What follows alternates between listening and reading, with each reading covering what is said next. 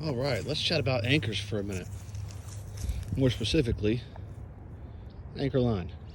So, there's a rule of thumb when it comes to how much rope or anchor line needs to be let out when you're anchoring a boat. That rule of thumb is somewhere between 3 to 5 to 1. What do I mean by that? It's all about the ratio, 3 to 5 to 1. So a 3 to 1 ratio, a 4 to 1 ratio, or a 5 to 1 ratio.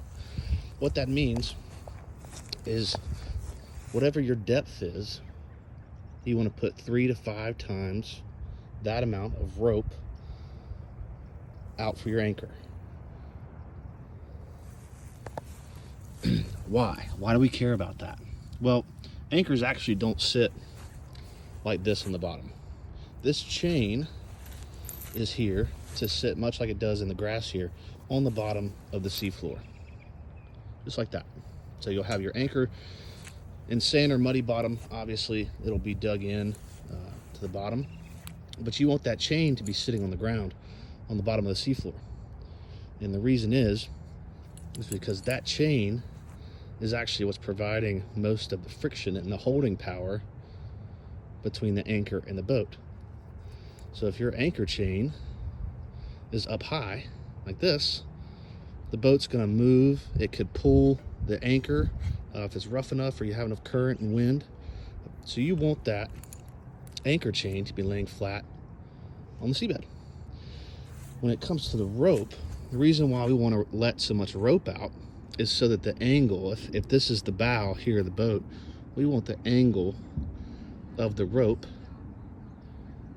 to sit like this, right? So all of that chain there is on the seafloor. So you want the angle coming off of the boat to be like this. So you have to let out enough line between the bow of the boat and the chain to get here, right? So if you have, let's say you don't put enough line out, you might have something like this, right? So the bow is way up here, the anchor line is a little too short, and we have an angle like that, or even worse, we have an angle like that. Especially when you're letting out your anchor, if you've just thrown it over and you're starting to back up, you want that to obviously pull in, get stuck, and then you keep coming, keep coming, keep coming, keep coming, so you get an angle like that. Now, why is it a 3, 4, or 5 to 1 ratio? Why are the ratios 3 to 1, 4 to 1, 5 to 1? Well, generally speaking, for smaller boats, that 3 to 4 range, right? So 3 to 1 or 4 to 1 range will be sufficient, depending on, of course, your tide and your wind. For example, if you were to anchor in 10 foot of water, a 3 to 1 ratio would mean that you would put 30 feet of rope out, not the chain. Okay, we're counting from where the chain and the rope meet, 30 foot back. And you'll see here that I've actually gone and marked every 10 foot piece of my anchor line. There's a gold one there you can hardly see, up to 50. And so that way I know how much line is out.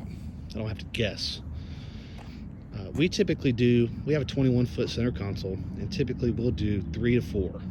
So 3 to 1 ratio or 4 to 1 ratio. A lot of that depends on how strong the wind is blowing and how much current we have going through back behind whatever sandbar we're on. 5 to 1, and really, 5 to 1 would be for if you're trying to anchor and stay for a long period of time, at least in my experience. A lot of captains, professionals will actually tell you that 5 to 1 is kind of the standard. A lot of it also depends on how long and how thick the links are in your chain. So how long your chain is, how thick the links are. This is probably actually a little short of a chain. But again, since we just do fishing and sandbarring, we don't stay on the boat overnight or anything like that. It works just fine for us.